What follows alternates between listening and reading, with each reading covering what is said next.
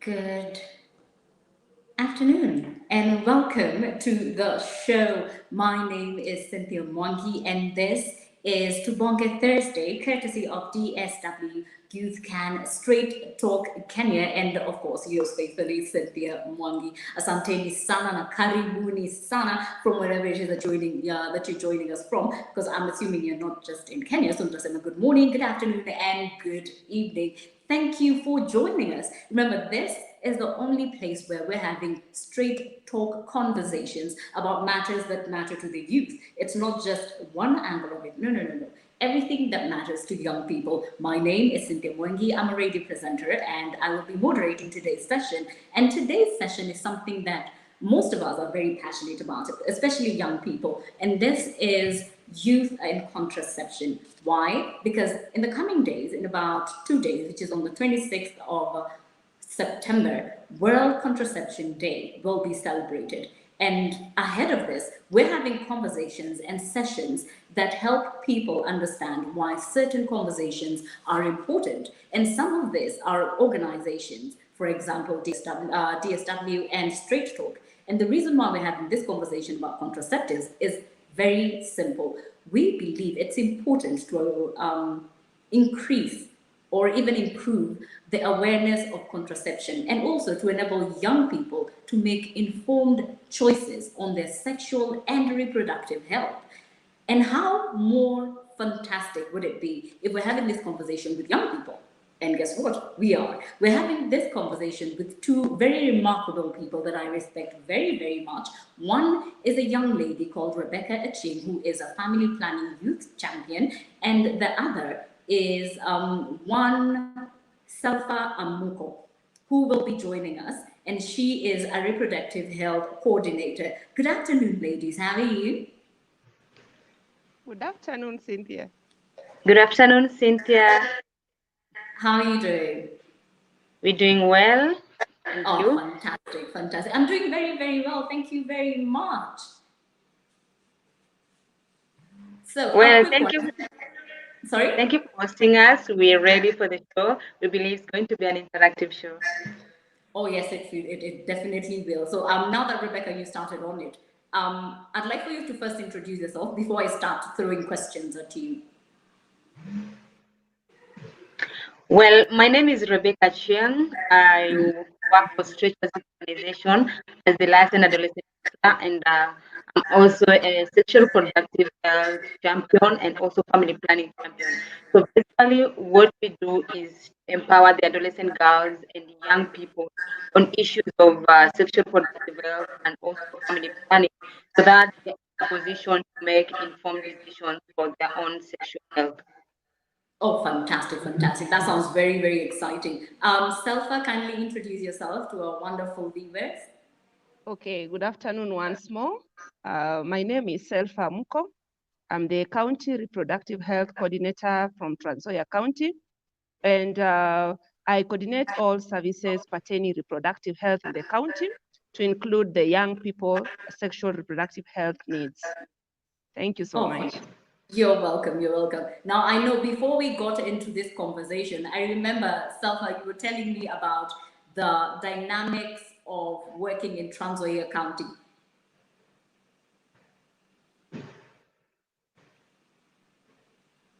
Okay, so as she comes on board, I think we're going to head straight to our conversation and ask a very important question.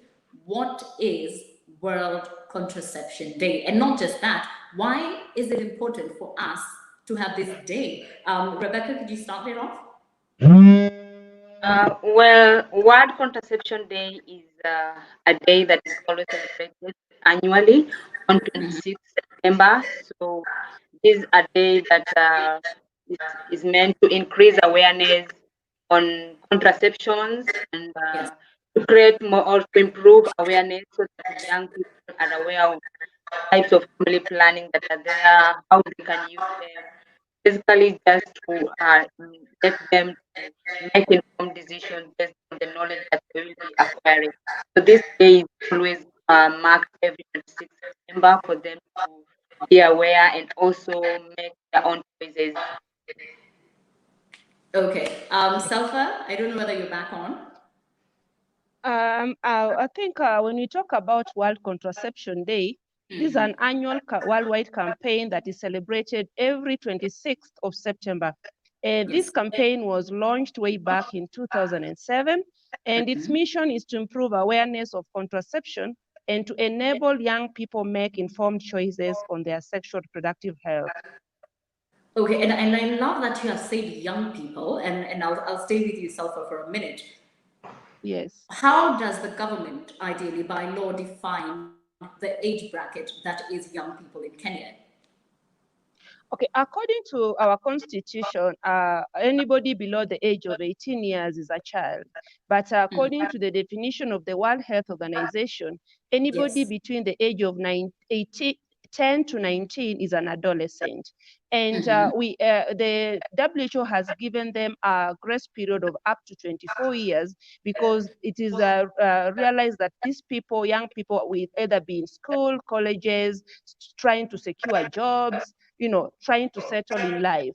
So you realize that they are still being, their parents are still accountable for them. So WHO has given a grace period of up to 24 years.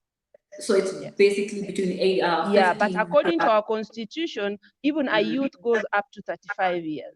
Is considered a young person. Yes, considered a young person. So if we were to go with the 15 to 25 to 24, why is it important for us to have this day in regards to that age bracket? Okay, that's a very good question. And indeed, you will realize that if we look at our population proportions, this particular proportion forms the largest proportion of our country's population. That is at 33%, Kenya as a country. So for us to be able to achieve that vision 2030, health for all, the UHC vision, then we need to really look at this particular population. And we also realize when we agree that all over the world, healthy adolescents and youths impact on any given country or organization, that is, be it politically or economically. So you see, this is a great resource that you really need to embark on and focus on their health to ensure that tomorrow Kenya is speaking of something different. We don't just remain a developed country per se. Then these young people have also been facing a lot of discrimination when it comes to matters of reproductive health. And this ongoing marginalization has even made these young people to not to be able to access the services. And this contributes to the rise in HIV infection rates, pregnancy, teenage pregnancy, which has resulted into an abortion, procuring of abortion. So it has increased so much burden on the health sector because of this ongoing marginalization on the young people. And then also, Cynthia, we need to accept that our youth engage in sexual activity as early as 12 years in sub-Saharan Africa. And Kenya is one of the countries in sub-Saharan Africa. So if we don't look at this particular age group, then we realize that's when we realize we are getting into another pandemic, which is teenage pregnancy pandemic, because these young people are engaging in sexual activity. They don't really understand what is happening to their bodies. They don't know what they should do or not do. So I believe this is the right time we need to start this talk. I wish we started it like last year, so that these people are brought on board and they are taken through this journey of sexual reproductive health services. That's very, very true. Thank you so much for putting that into perspective. And I think it's important that I mentioned this. A while back, I was doing a show when we were having a heated debate regarding the reproductive health bill. And when I was going through the numbers, it says at the end of 2019, there is about 573 kids, because ideally they were from anything between 10 years onwards who got pregnant. Very true. And at that period, it felt like that was quite a, I mean, that's like, as the end of December, that's how many months? 10 months ago? Yes. So if it's 10 months ago, those numbers are higher at this period. And I don't know whether, Rebecca, you can chime in as a young person. Do these numbers mean something to you? And also, in that age bracket, is it important for us to have this day?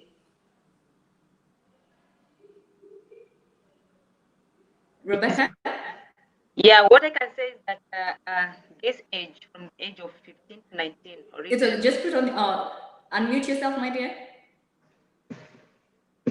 I'm unmuted. Hello.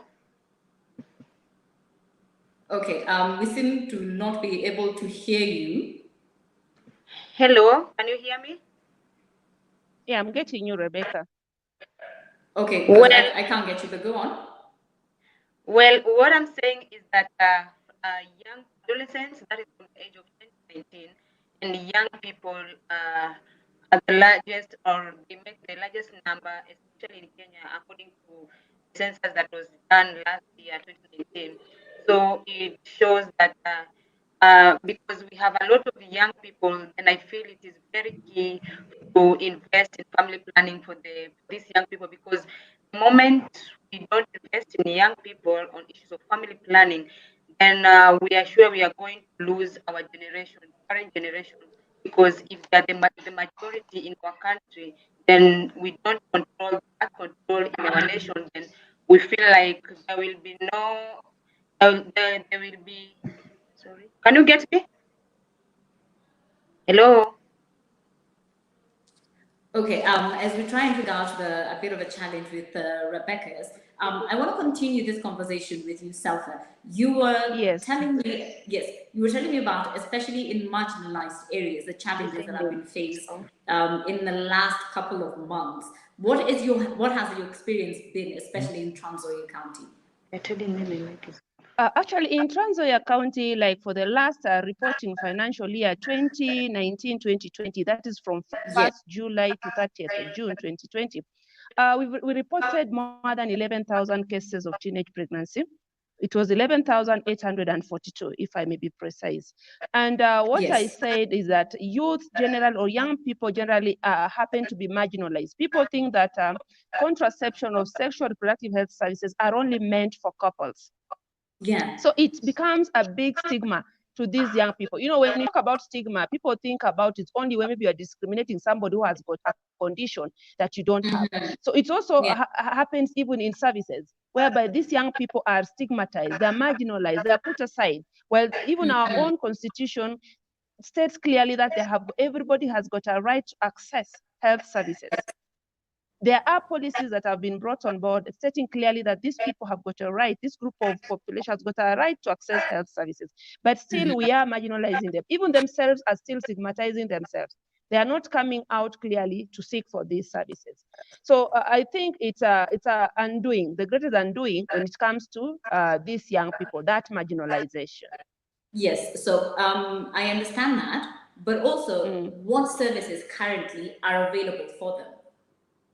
Okay, so sexual reproductive health services is actually a comprehensive package, and it entails counseling services, it entails contraception, there is self-abortion care, we have got reproductive tract infections and STI management, we've got HIV care, we've got gynecology issues, we've got perinatal and postnatal care, that is confirmation of pregnancy, essential antenatal care and postnatal care, and we've got also sexual and gender-based violence. So we screen for SGBV and refer these particular clients to psychosocial and even protection services. So it's a complete package. So when we talk about sexual reproductive health services, we are not only referring to contraception, and that's where the stigma comes from. Because what we need to accept, given the figures we are seeing, you've talked about more than 300 cases reported to have had teenage pregnancy. You see, it tells us that our children are sexually active. Why should we bury our heads under the sand? So it's high time we come out and speak about it and see how best can we do to support this group.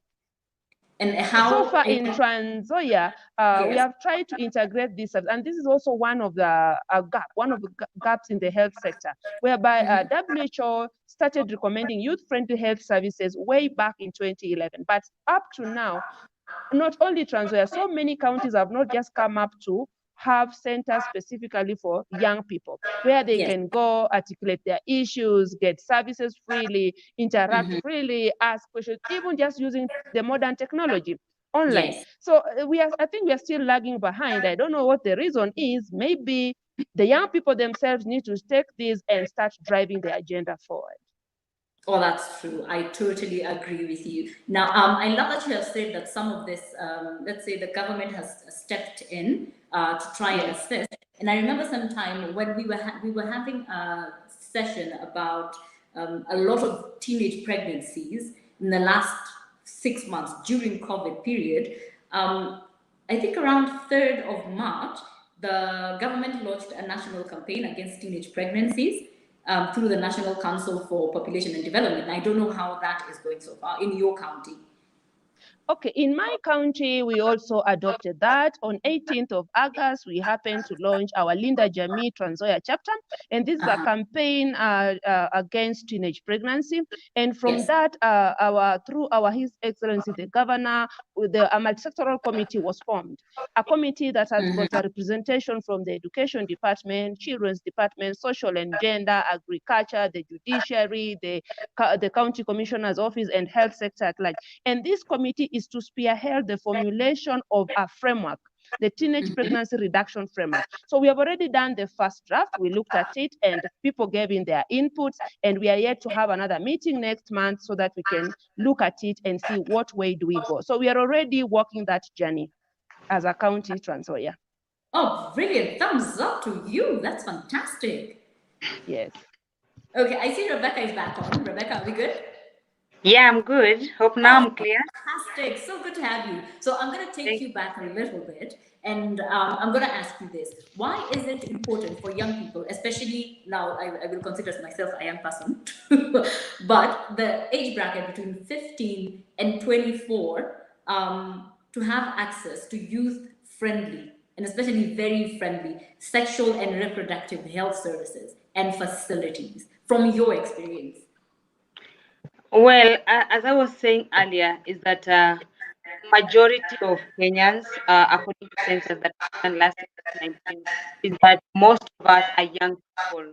So the bigger percentage is composed of young people. So as I was saying that there is need to invest in family planning for these young people, because Yes. if that is not done, then we fear that there might be laws of this generation currently. Because if their birth control is not controlled, then we might have a lot of pregnancies, increase of new HIV infection, increase of new STI infection, and also we might lose our track as a nation.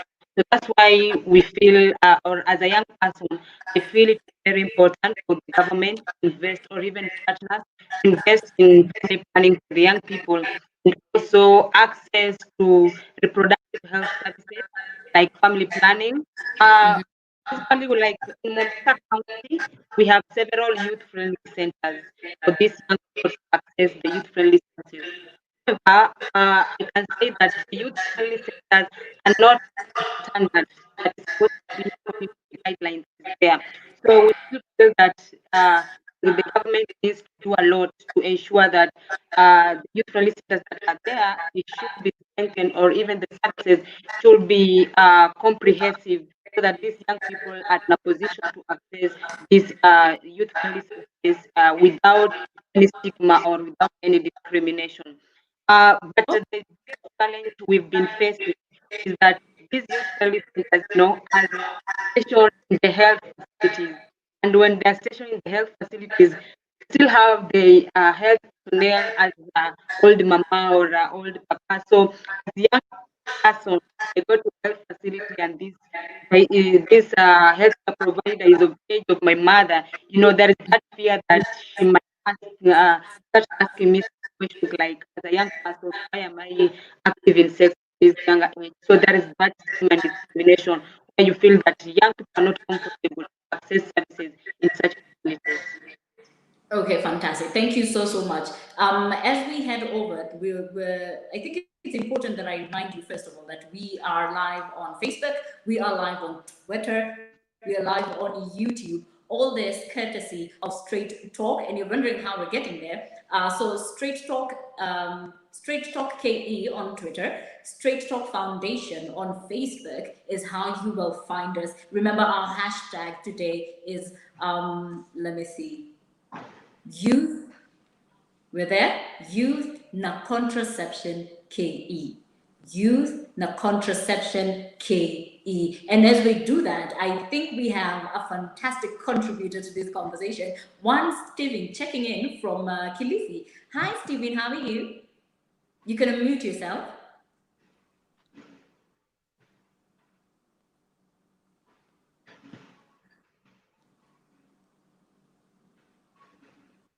Stephen, how are you?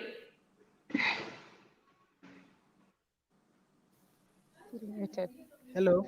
Very good. We figured it out, have we? Hi. Hi, how are you?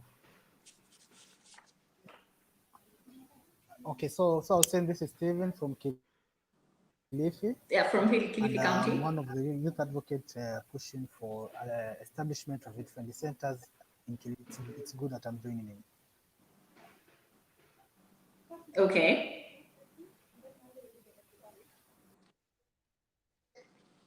Okay, we seem to have lost Stephen. And as I said, we'll be having different contributors.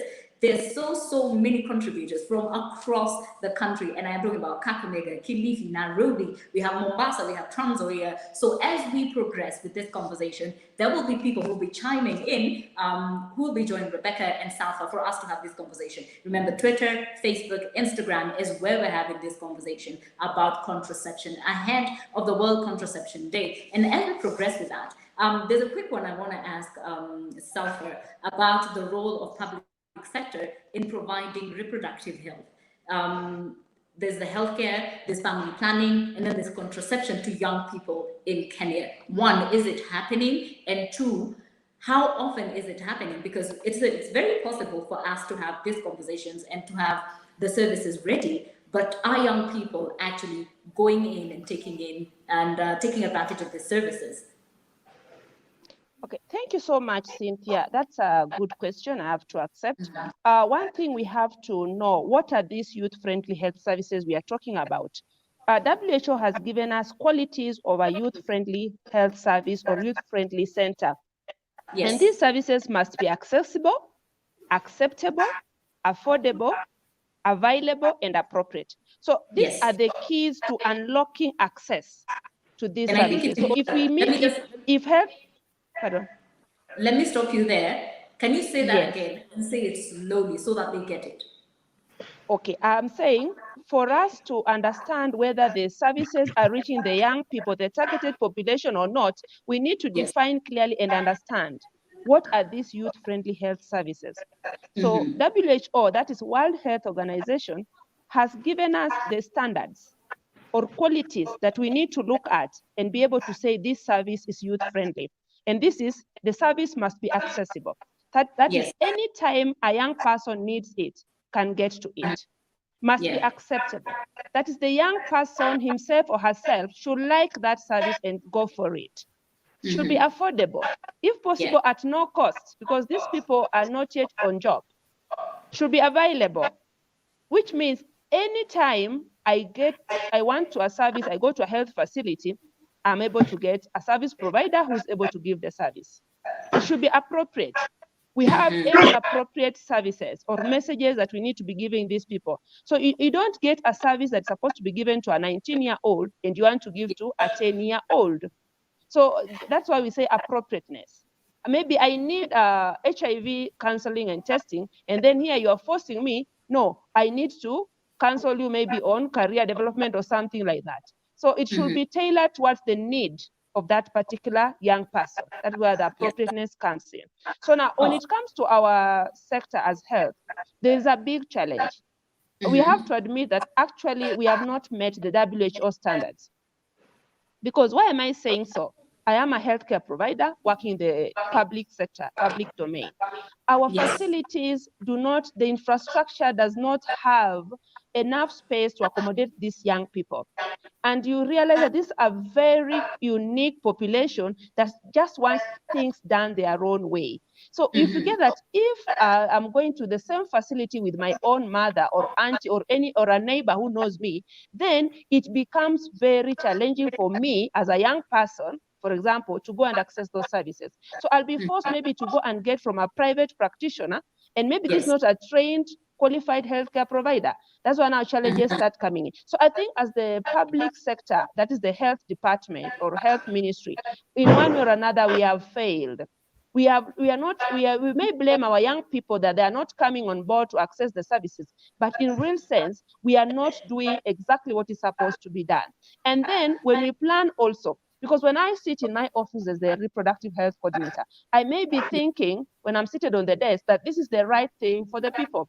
And yet I need to go to the user, ask the user, so that the user can identify the needs, identify the whatever strengths they have, and then they be the one to drive the agenda, so that they tell me, we like it to be like this, maybe we want the services, but not in the health facility. We like them happening in other settings other than the health facility. Oh, fantastic, fantastic. I think that's a beautiful explanation. And I see the passion that you speak about with, and it's honestly, it's very, very humbling. The one thing I want to give a special shout out to everybody who's tuning in. We have Mustafa from Kajiado, we have Alfred Sigo from Homa Bay, we have Edu from Nairobi, Martha Kombe from Nairobi, Alfred Sigo as well, Douglas Nduor who's checking in from Thika, Milka from Roysambu. How are you? Thank you guys. Keep tuning in. Let us know where it is that you're listening to. If you're listening and watching us from as well, if you have any questions regarding the conversation that we're having right now, which is contraceptions, please do not hesitate to ask us. Junior Mwenda, you're saying you're following, that's on Facebook. Remember, we're on Facebook, Instagram, and Twitter, Kama Kawaida. Hey, Fahe, you're saying you're joining in from Nairobi. Keep them coming. Let your friends know that we're doing this so that we're able to have a very candid conversation as we go. Now, remember, you can find us on the hashtag Youth Na Contraception KE. Head over to Twitter. Let us know how exactly you want us to deal with this. If you have any questions, remember, tuulize tutajibu. Hilo sio hoja. Kujibu sio hoja. Maswali tunangoja. Kama uko na swali pia na mimi niko na more than glad to help you out. So I don't know whether we can get you coming in from Kilifi. I don't know whether we are able to do this. Steve. Yes, Uko chonjo? I can get you. Tunapatana? Ah, fantastic. Sasa niambie, while contraception, why is it important to you? So to me as a youth advocate, World Contraception Day, it's an important day so that we can push for what we have been crying for. It's not a journey that has begun just 2020 or 2019. It's a journey that has been there ever since when the first draft of the National Guideline on the Provision of Youth Services, all the way to the current 2016 edition on the same guidelines. So it's a journey that we are marking by celebrating milestones in achieving access to contraceptives by adolescents and young people. So this is a key area that, or it's a key event that we're going to push towards the commitments of the county, Kilifi County, in regards to establishment of youth-friendly centers, which as Selfa had said or had insisted or emphasized on, is that it's a space where young people could create. It's a space whereby it will create demand for uptake of these services of family planning. Yes. So it's one big day not only for providing services to young people, but also from an advocacy angle, it's a day whereby we can push and track commitments that are made by the counties through various policies. Yeah. Oh, fantastic. You're very well articulated. My God, I was hoping the accent would come through ndo nisikie vizuri. Lakini ni sawa, nitakubebea accent mwenyewe. Accent isiwe hoja kaka, wacha niibebe mimi mwenyewe. Wacha nitakubebea. So, thank you. I love that you've echoed what Selfa has said. It's important that healthcare is accessible, it's acceptable, it's affordable, it's available, and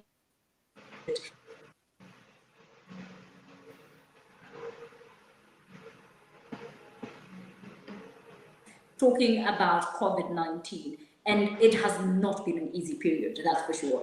And as we talk about contraception and the COVID pandemic, how has this affected the access to sexual and reproductive health, family planning, and even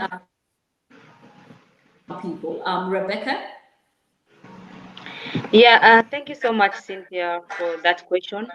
Basically, during COVID-19, we've seen a lot of challenges in relation to sexual reproductive health, because when you look at the situation, the government really focused on COVID-19, and even some of the funds were directed to COVID-19 because it was the pandemic.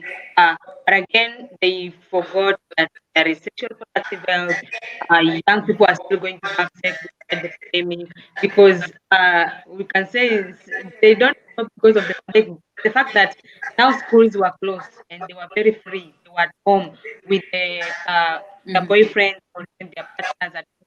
So this means that they were now more active than even before in terms of sexual activity.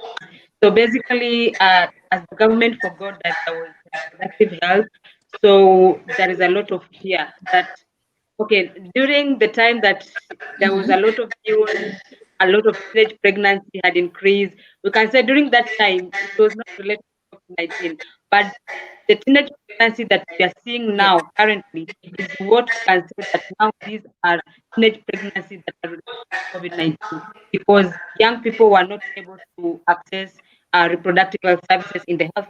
Number one, because there was a lot of fear that when they go to the health facilities, they are going to be tested for COVID, because any Yes. sickness was related to COVID-19.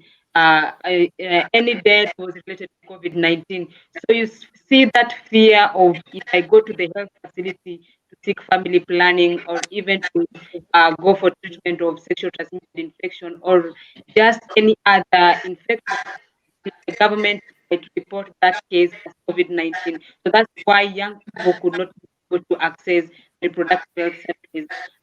Then there was another case where young people were going to access maybe the long-term family planning, but again, they were not accessible or even available, as Selfa said that the youth-friendly services are supposed to be accessible, they're supposed to be available anytime as a young person I need to access them.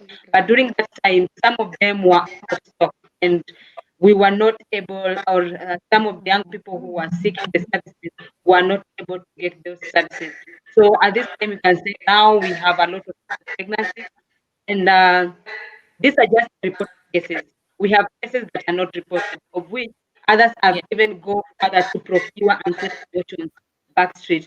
And you know, when we procure abortion, then these are other challenges again coming on board that might even cost the government more money to treat cases of unsafe abortion because of those challenges that are here and there. So many times I ask myself, why are the public health facilities offering post-abortion care and they don't want to offer the abortion, the safe abortion in the health facilities? You see, there was that contradiction because there's no need for you to offer post-abortion care if you don't offer the abortion services. So it has been I know it has been a very huge discussion that will never end, because when it comes to religious, when religious people come on board, it becomes a very big fight.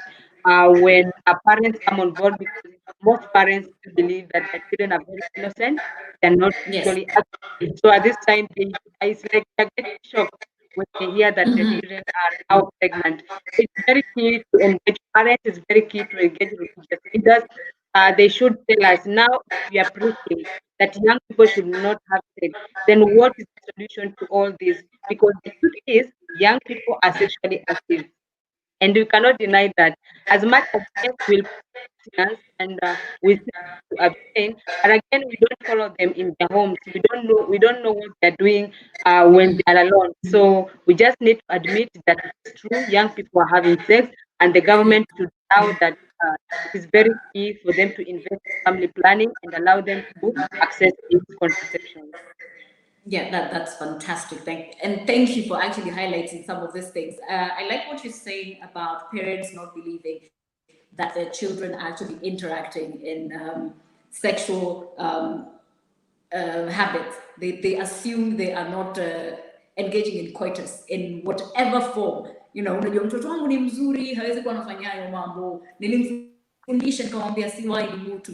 And then the next 2-3 days, your daughter shows up pregnant. You're like, how has it even happened? But if you had never sat your child down to have this conversation, then how was it even going to be possible? So, not Rebecca, Selma, thank you so much for joining us. at this point. I want to throw this question at you about the COVID-19 pandemic and how it has affected young people into accessing reproductive health, the care, the contraceptive services. Has it been successful, or has there been a challenge? Okay, thank you, Cynthia. To be precise and clear, actually, sexual reproductive health services, or which encompasses contraception as one of in the package of sexual reproductive health services, we've realized that these young people have been accessing these services through the school. That's the recommended essential package, whereby Okay. teachers have come on board and they've taken the initiative and they are talking to these young people, teaching them. Some of these counties have even incorporated in their curriculum.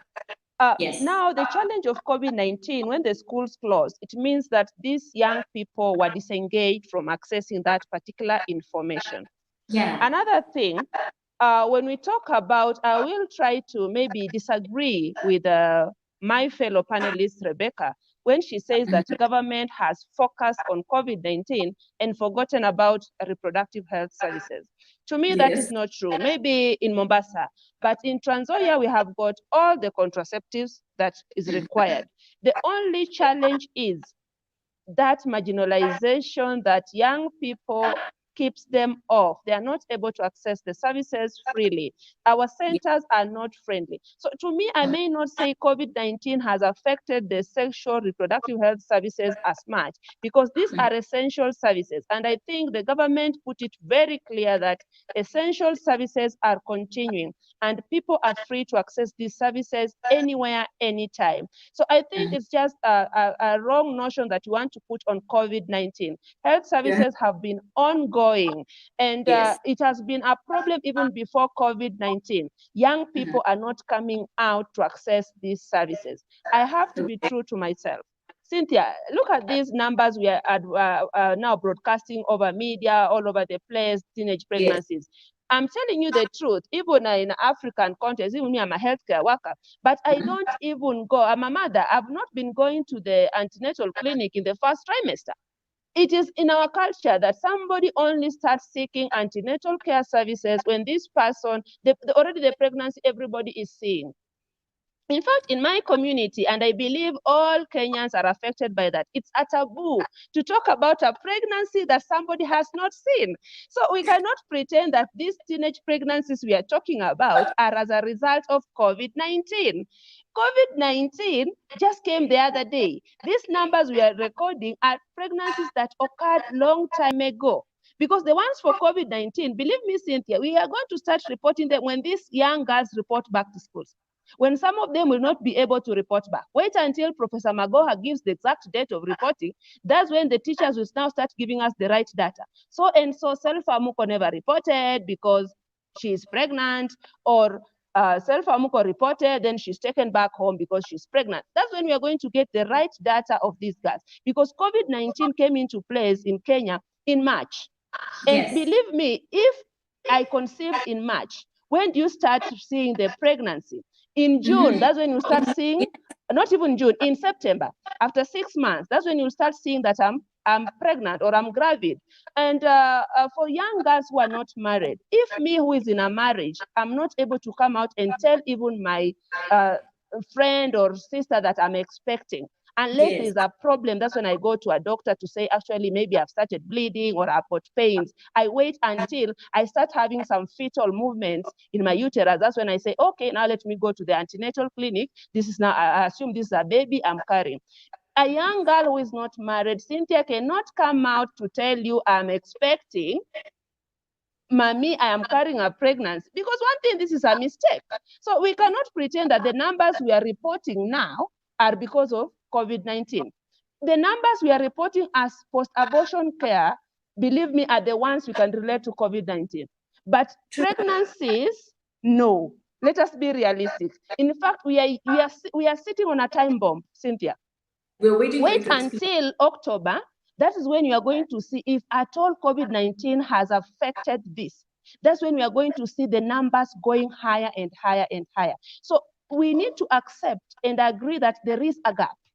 With COVID-19 or no COVID-19, me, I'm a champion, I'm a mother, yes. I've got Yes. an adolescent in my house, 16 years old, and I'm a champion for the youth. I advocate that youths need to access these services as much as possible. Let the youth come out, let them speak to us, let them tell us what they want, and let us give them what they want. That is my stand. But to say that COVID-19 has affected much on this, because I expected, because the youth used to say, we are in school, that's why we are not able to go to the health facilities, we get them closed. But now they are at home. Why are they not coming? Why are they not going? Why are they not coming to the health facility? It means there is a problem. Yeah, that's Do you true. There's agree a with me? problem. There's I a agree problem. with you. If the statistics show that there are less people coming in, then there's definitely a problem. And then the other question would be, especially to you, how do you bridge the cultural challenge that we have at the moment? Because then, as you said, it's not in our culture to talk about things we have not seen. Are you pregnant? Okay, good for you. I do not believe you until I see it. And then when you see it, you're like, how dare you be pregnant at such an early age? Did you not hear of contraception or prevention or even better, abstinence? Now, these are the myths and misconceptions now we need to demystify. When we come out boldly with the young people themselves, we as parents, we as healthcare providers, we as leaders, we need to come out boldly and talk about this and say it is happening, so that we give young people a forum where they're free. Because one thing we put a roadblock that these things should not happen, these things are not happening, then they also fear. They will not come out openly and say, actually, I'm in this particular mess, or I'm in this particular confusion, what do I do? So for us to remove this community issue or the culture, it is high time we shift from those long ago beliefs, because things are changing. Things have changed, technology has come. However much I may say that my daughter is safe at home, I am strict, she does not work, now I'm on job. Do I know what she's accessing? So parents need to come out, talk to their children freely. And that's why as a county, Trans Nzoia, I'm proud of my country, I'm proud of my managers in the health department, our excellency, the governor, because they saw the need when we brought the idea up of a multi-sectoral engagement, whereby we even involve the religious leaders. We want to involve the parents. We want to involve the youth themselves, so that these people are trained. And when they are trained, there's nothing bad like you not having the information to give out. So when a parent is trained on what he or she anticipates from a young person and what he or she should answer, the parent is empowered. So once we bring this on board, then we are going to bring these barriers in the community, whereby parents are free to talk to the young people. The youth themselves are free to talk to the fellow youths or even other caregivers. The religious leaders are able to preach this, because one time I asked my pastor, why do you keep on preaching all the time, kutoa utabarikiwa, kutoa utabarikiwa? Why can't you also talk about sexuality issues among us, the young people? So you get it. So that is why as a county, for example, my county, Trans Nzoia, we have started this journey together. We want to bring all sectors together, the health department taking the lead, to guide them on what information they need to be giving to the young people, so that we remove these barriers in the community. Oh, fantastic with that. Let me tell you, the amount of passion that is coming through from you, Salva, is amazing. I don't think I've ever had a conversation with someone other than you. The other person who was this passionate was a young man called Peter. And the passion that comes out, it's very clear that you're trying to give a solution, but then there are other people around that are trying to subtract from the hard work that you're trying to put in. And I'm hoping that we'll be able to have a way forward that allows you to do whatever it is that you need to do without all of us feeling a bit judged. Like unaweza ingia mahali ununue chenye unanunua contraception zako, ukunywe dawa zako bila shida yoyote. Si ndio? Yes. Yes. And I remember Rebecca is back on. Rebecca, are you in the house? Yeah, I'm in the house. Oh, fantastic. There you are. So I'm going to ask you this, because I know Salva has a lot of, she works along the lines of a supported framework. You're working independently. So my question for you would be, why domestic investments are needed ideally for sexual and for reproductive health? Akisha zingine. Well, as I said earlier, it's because majority of the population in Kenya are the young people. So that's why I say that there Yes. is need to invest in family planning for these young people so that we are able to control birth control between or among the adolescents and the young people in our nation. So maybe I will just put a comment that yes, there is need for parents to be engaged fully so that they're able to talk to their children on issues of sexuality because most parents don't do that at this time. And then in schools, we need to ensure that even if we are doing other subjects that is specific, even during the life skill sessions, we have teachers who are able to talk proudly or clearly on issues of sexuality. We understand that as organizations or uh, other organizations who work in sexual productive health, we've been really advocating for comprehensive sexuality education in schools, of which Yeah. up to date there are parents who don't understand what is entailed in the comprehensive sexuality education policy or that document, because this is actually a manual that is able to guide the mentor or that teacher on what is supposed to be given, the kind of information is supposed to be given to that child. Because what can tell a 15-year-old girl is not is, I'm not going to tell a 10-year-old girl. To different age, with the maturity of these people. What 10-year-old girl knows is different from what a 15-year-old girl knows. So actually, this comprehensive sexuality education is something that needs to be embraced so that children are able to learn in schools. It's something that needs young people to understand. The parents need to understand what it entails because there has been a very big conversation since let me say 2017 on issues of sexual education. Parents think that we are going to school to teach children how to have sex, which that's not the case.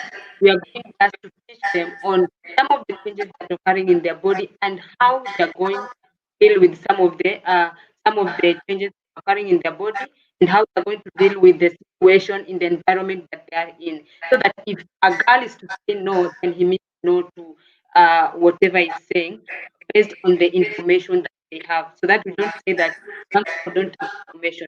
Because the truth is there are young people, yes, who have information, but they still engage in sexual activities and they end up getting pregnant. So what does this show? There is maybe you can say it's ignorance, or even just we cannot just do follow up. As much as yes, they're giving information, but we cannot do follow up to see what they are doing in their homes.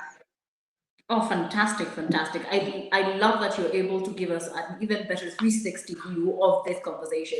Now, if you're joining us, remember we're having a conversation ahead of the World Contraception Day, which ideally will be on the 26th. It's on a Saturday of September, and I'm sure we're having series of conversations. It's not just this one. We're having it on Twitter, we're having it on Facebook, we're having it on YouTube, we're having it even in our little social circles. I know a lot is happening in Kilifi. I've seen a lot that is happening in Kakamega, and a lot is happening kwa vile tuseme wanajita vitongoji duni pia. Yeah, it's not just in Nairobi or in the major towns. No, it's in even the little small towns and the little villages in the hopes where we're able to start even busting myths about having actual conversations about things that are ideally viewed as taboo. And that should not be happening. Now, we're going to take a quick break. I want you to watch something that has been put together by Straight Talk and courtesy of DSW. And I want you guys to stay tuned. We're going to watch this. Remember, the hashtag is Youth Not Contraception KE. Head over to Twitter as we play this. I'm going to ask my team to cue it in. Let me know when we're ready.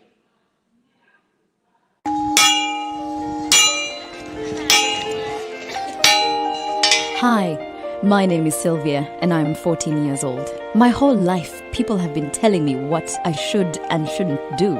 Do this, do that. But it's my life and I want to decide how to live it myself. And instead of half knowledge, I want proper information because I have the right to know everything about my body, about sexuality, about contraception, and about my rights. I'm the one who decides what happens with my body. and I need to be protected in case someone else has a different opinion on that. With 13 or 14 years, I don't want to have to marry an older man like many other girls have to do, just because my parents say that I should. And then I should change my school books for a broom?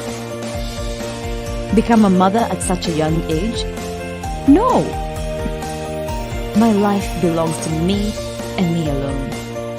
Perhaps I'll become a doctor, a teacher, or even a famous photographer.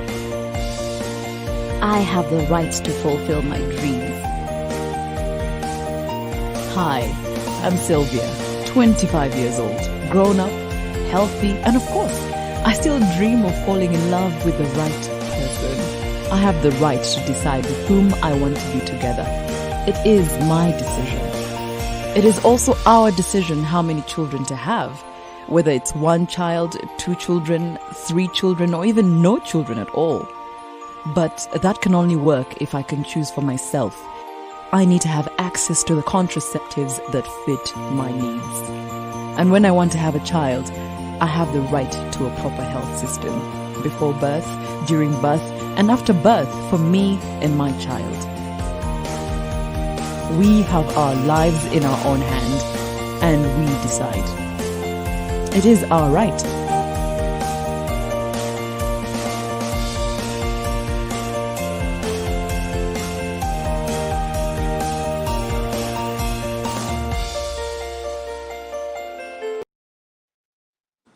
Fantastic. Thank you so much for staying tuned. I hope you enjoyed that. The very clear message is it's your decision. Let it be very clear. And I'll say it in her words. Her name is Sylvia. She's 25. Yeah.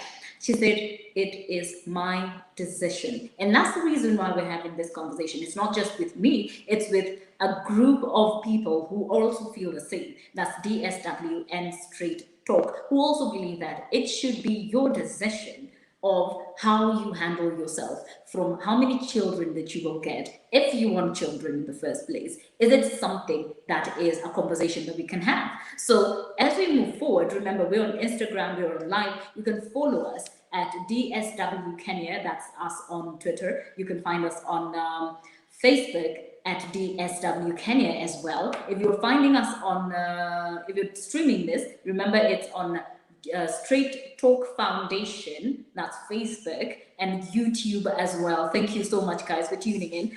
Special shout outs to Nyawe from Kilifi and from Trapa. There's Mutwiri as well from Mutwiri TNC Gitonga. That is very particular. I would just say to follow in conversation, and thank you so much for tuning in. And also Marianne from Nairobi. Thank you guys for being with us thus far. Now, as we come even closer to the meat of this conversation, it would be, how else are we able to have this conversation with other people? Is it just because we're having it to make let us just create a day where we can just talk about contraception so that we can annoy a few people somewhere, because that's what we do. We sit and annoy random people and try and make it like the taboos or the conversations that are taboo in Kenya we can have online.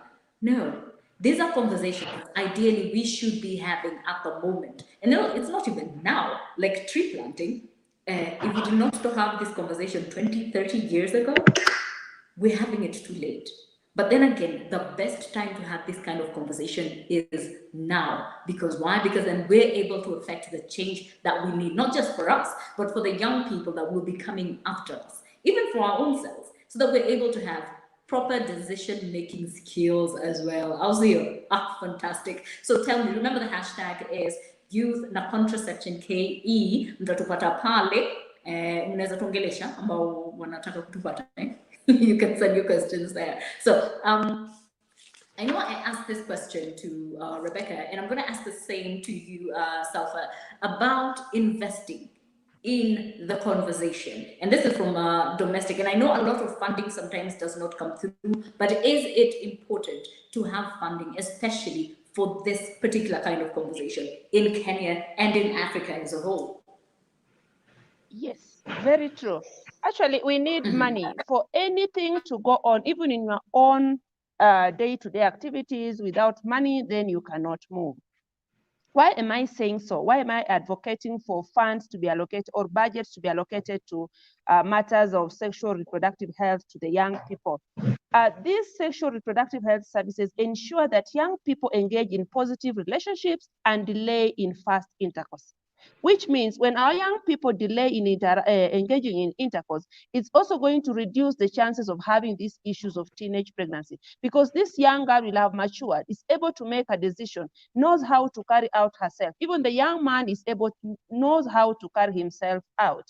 Also, this sexual reproductive health information reduces the chances of these young people being abused sexually. Because when you talk about sexual and gender-based violence, we are not only referring to the young girl, we are also referring to the young man, because we've seen young men being sodomized and they don't speak about it because they don't know.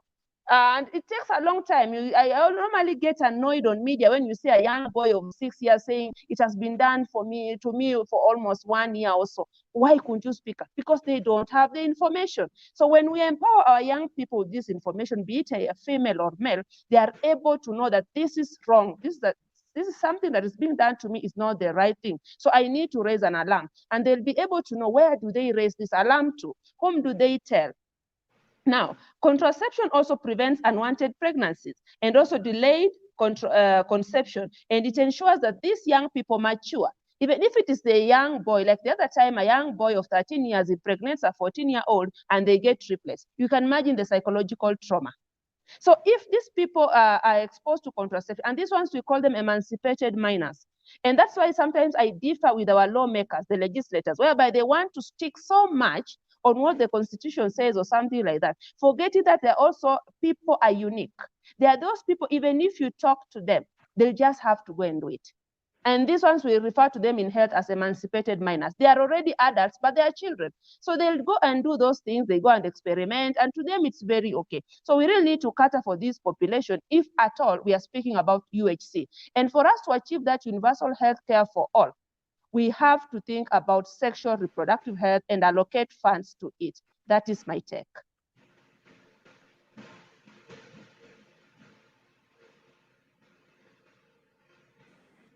I feel like if I was one of the investors, I would just want to pour my money out right now. It's like, it's okay, Selfa, I have gotten the message, Shika. If that's what you need, if it's fine, just take it. Thank you so much, Selfa. I don't know if Stephen is still with us. Yes, I'm back to the show. Yeah, I'll continue. You are. It's just that we can't get you clearly. There's a lot of static from what I hear. There's quite a lot of static. I'm not able to get you properly. Oh, okay, so can you get me now? Stephen, I'm getting a lot of static, unfortunately, so I might not be able to get half of the things you're saying. So see if you can work on the static and then you can get back to us in just a few. Either it's the headphones or something. Ah, fantastic. Okay, if you can figure out the work around it, that would be very, very great. So the other last question, even as we try and wind up this heated conversation, the one thing I want to ask Rebecca is this. So what are some of the commitments from, I know you work with Sketch Foundation. What are some of the commitments that, say, the national government or even the county government has put in place that you are aware of as your organization to try and help the 9 million young people between the ages of 15 to 24? Thank you so much for this question. Basically, we understand we have a lot of commitments that are there. And when we look at last year, we had an international conference on population and development held in Nairobi, where the president himself committed that Kenya will eliminate pregnancies, new adolescent and youth HIV infection, while at the same time ensuring there will be universal access to friendly quality health services and information to the youth adolescents by the year 2030. So found that if this is the president himself who has committed that by 2030 all these things will be achieved. But again, we can not just achieve this alone. We have partners are not going to come in, if young people are not going to speak for themselves on what they want, if teachers and parents are not going to come on board and ensure that young people are able to get this information. It's all about partnership. We work together to ensure that these commitments are achieved in our nation.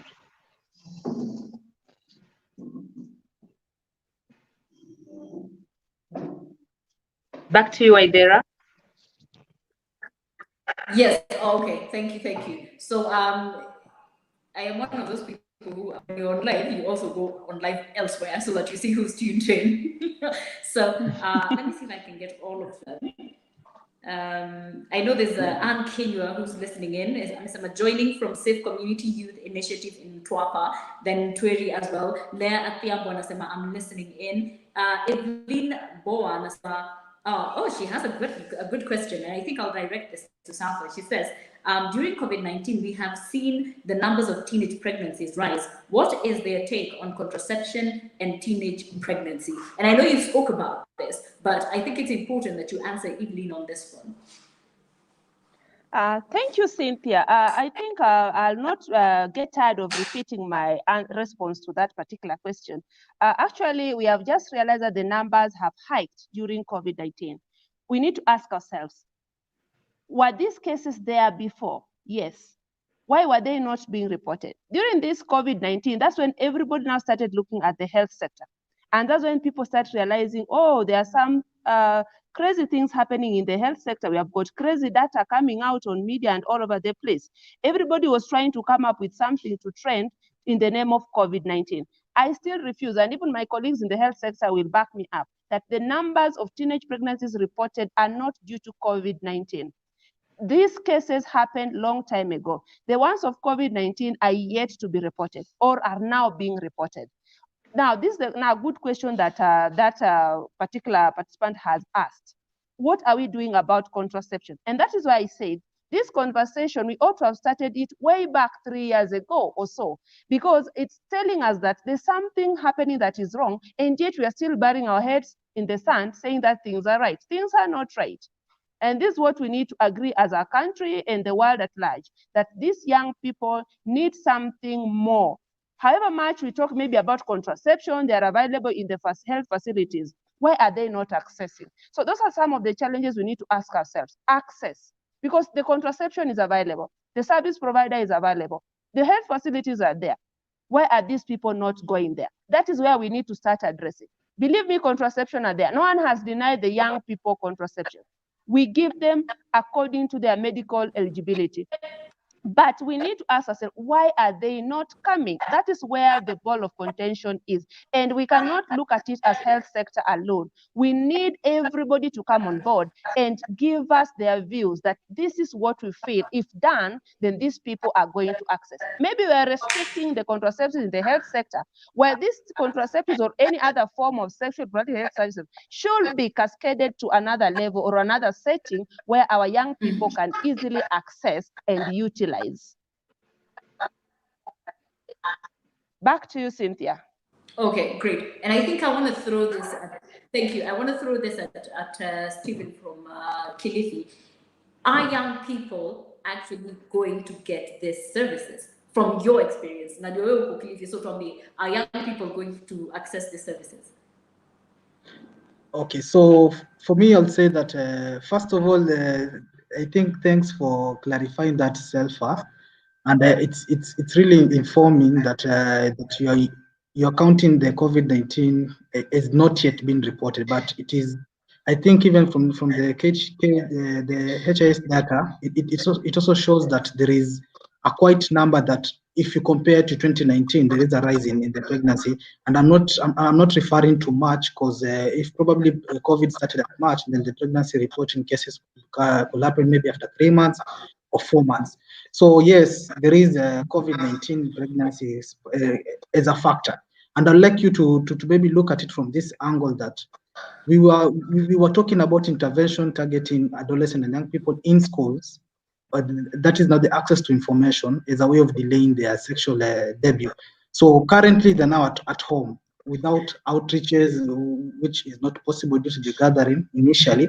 And now we are talking about how do we integrate now this information without going. So even before COVID-19, we still had a challenge in accessing the out of school adolescent girls or youth with this information. So currently now everyone is now at home. So I'll definitely say that there is COVID-19 has brought an environment that will really set the pace for increase in teenage pregnancy cases in different counties. Now, on to now the issue of access of contraception by adolescents and youth in the facility. I think when you look at some of the numbers in the facilities, it is true that most facilities are recording low uptake of these services, and not even the county level facilities, but also the dispensaries, the health centers within the community. They're recording low numbers in uptake of contraception. So the reason being is that probably at the facilities now, we normally have now a long queue at the gate due to COVID-19. There is now the restriction of people getting or going inside the facility due to now the issue of the pandemic, the issue of now the number of people accessing the facility, and also the issue of just a social gathering. So that could also be a factor. But I will not lean towards that because I believe in data, so I cannot ascertain that as a major reason, but it could be a contributing factor towards adolescent youth not accessing the services. So it is still a big challenge. We were struggling with the uptake of services, and we will struggle with it even with COVID-19 because there is that perception within young people or misconception in regards to getting COVID-19 at the facility. Currently, when you talk to any young person, will tell you that naenda kupata corona katika hospitali. So that is not the kind of messages going down within. If you don't work towards demystifying such kind of messages, it really going to affect the uptake of the services. Oh, wow. That's fantastic, by the way.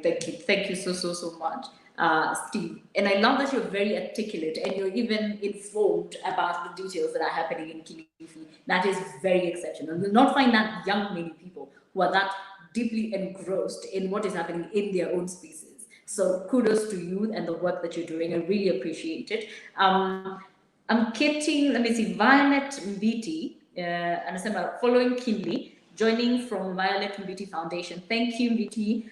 We appreciate it. And there's also Steve Ogo who's also tuning in. Who else is here? Leah Adhiambo, you're here. Frank Sam from Juja is also in the house. Junior Mwenda is in the house. Makreel Odhiambo is in the house. Mustafa Chelele Ismail is also listening in, and they're saying they're enjoying the conversation. Thank you so much, guys. There's a quick question that Violet has asked. So, and I think maybe this one I'll direct to Safa.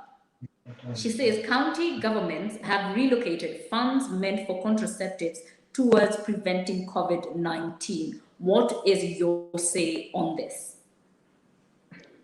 Thank you, Violet, for that question. I think I even alluded to it earlier on that in my county, there is nothing like that. COVID-19 has got its own funds allocated to it. And the thing we all know, even from the national government, the funds for COVID-19 was separate from what the counties had been allocated long time ago. And as a county, we normally do our forecasting and order our commodities from KEMSA. And as I speak now, we have got all commodities in the county. We have got months of stock. There are some commodities that even have months of stock, as much as even 36 months, 24 months to say. So I think it may depend maybe on the people in that particular county who are sleeping on job. They did not do the proper forecasting. Now they want to hide behind COVID-19 and say counties have redirected funds to COVID-19 and not bought contraceptives. In my county, we have got enough contraceptives and services are going on as usual. So I don't know what about, because health has been devolved. I may not speak on behalf of other counties, but I stand strongly and defend my county that the leadership is doing its own work. The contraceptives are there and services are ongoing as usual. Oh, fantastic. So I'm going to ask you one last question so that we can wind it up. what are the most common contraceptive methods available? That's it. Actually, we have got different types of contraceptive methods. We have got the barrier method that advocate for the young people. These are either female or male condoms. Why do we go advocate for such? Because it prevents them from getting both HIV and also prevents them from getting pregnancy. We also have the short-term methods. Those are hormonal Yes. contraceptives. We have got the pills and the injectables. We have the long-term methods. Those are the implants, which are also hormonal. And then we also have got emergency contraceptive pills. And emergency contraceptive pills may not be recommended to be used as a mode of contraception throughout regularly. There are specific cases or conditions that we give the emergency contraceptive pill. And this is where young people get lost, because once they get in a mix, instead of coming to the healthcare provider to seek guidance, they go to the chemist over the counter, they buy the emergency contraceptive. Remember, these are hormones. And then you take them this month, next month you take, the following month you take. They are going to tamper with your normal physiology. And then you are going to have complications like bleeding from the uterus continuously, and you can suffer from many, many other complications. Yeah. Oh, fantastic. I don't know whether the others are... And you've wrapped it up so well. You've wrapped it up so well. Thank you so much. So I know there's a lot that we're doing, especially in terms of, it's Stephen who's back on, and Rebecca. Oh, fantastic. I guess we're all here now. So as we wind up, I just want to hear from each one of you, especially from Rebecca and Stephen, what is your advice moving forward to young people, especially guys who are listening to you, guys on Facebook, on Twitter, on Instagram, on YouTube as well. What is your advice to young people regarding accessing healthcare services in regards to especially reproductive health services? Well, my advice to young people is actually, okay, as in different counties, we are coming from different counties. So based on accessibility of contraception, we should be free and go to the health facilities to seek for these services rather than going to buy the contraception in chemistry without following the doctor's guidance. So many times you find young people going to the chemistry, buying P2 and using the anyhowly, which are self-safe, that when we continuously use these emergency pills, that we might end up destroying our reproductive system and later start having other complications. So we go for these services in the health facilities and not the chemistry, not in the chemist, so that we are sure that we are safe. And if anything happens, we even have it is recorded in the health facility, or it is documented in the health facility, that if there is complication, you even go and claim it at health facility rather than in the chemist.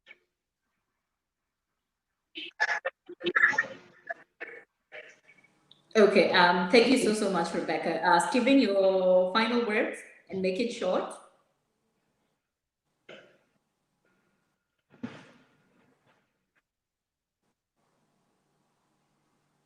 Stephen, tuko pamoja ama tumekupoteza? Jamini kaka. Okay, I think we've lost him. So, Selfa, your final words. My final words are the youth themselves to take up the initiative, take care of their health themselves, walk this journey, and we are going to support them. Like in my county, courtesy of DSW Kenya and other partners in reproductive health, we have drafted a program that is peer-led on adolescent sexual reproductive health, whereby these young people are going to map up their fellow teenagers and bring them on board, and we are going to introduce a use of technology, and they are going to be getting these messages, age-appropriate messages. So my last word to the young people is, can they stand up and start walking? We are ready to support them and hold their hands as we cross this River Jordan together. Thank you. Oh, fantastic. That is a beautiful, beautiful message coming there. Thank you so much, guys. I appreciate it for joining us today. Thank you. A special thank you to Selfa, a special thank you to Rebecca, and a special thank you to Stephen coming in. So we had Trans Nzoia, we had Kilifi, and we had Mombasa in the house, and we had myself representing Nairobi. And thank you guys for tuning in, and every other person who has been watching this. Remember, the conversation still goes on Twitter. The conversation is going on all of this week until we get to World Contraception Day on the 26th. That is this coming Saturday. Now, there are certain things I want to remind you of. A very quick one. There is a little, how do I call this? Survey. Yes? Tujue kama mmeshika yale mambo yenye tumewambia. So there's a survey that is going on Twitter in the comment section and on Facebook. So check in there and help us take that very quick survey so that we're able to tell whether you have listened and you have heard, and also whether we want to find out whether you're able to actually access this. So quickly, kabla mambo hayajafanyika, kimbia pale comment section, tafuta your survey, let us know and share your feedback with us. It's very, very important. As I said, as we gear up to World Contraception Day, which is in 2020, we join others, and this is courtesy of DSW. They will be joining others in campaigning for the World Contraception Day. And I know a lot of you keep asking, but Cynthia, unashinda ukimba tu DSW. Hey, what is DSW? Okay, so I'll tell you what DSW is. So DSW is an NGO or a non-governmental organization that is registered in Kenya, and it's one of East Africa's offices. It's a global organization, and it's founded and headed in Germany. And its main focus is on the needs and potential of the largest youth generation in history. It's a very simple thing.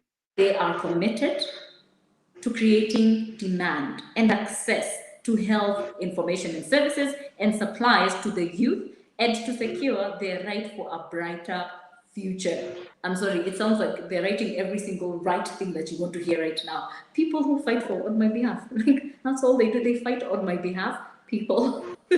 So if you want to find out more about them, you can head over to their website. Okay, so look out for DSW Kenya.